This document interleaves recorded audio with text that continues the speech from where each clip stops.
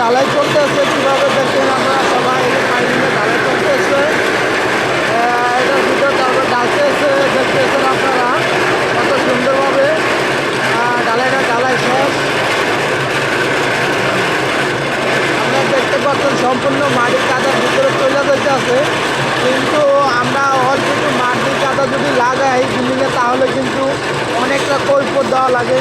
এটা কিন্তু মনে করেন যে 80 ফুট নিচে, 80 থেকে 90 ফুট নিচে মাটি কাদার ভিতরে চলে যায়, কিন্তু অত দোষ হয় না। কিন্তু ইঞ্জিনিয়াররা আমাদেরকে এই প্রশ্নটার উত্তরটা দিতে পারবে কিনা আমি জানি না। আমার মনে হয় না যে কোনো ইঞ্জিনিয়ার এই প্রশ্নের উত্তর আমার দিতে পারবে।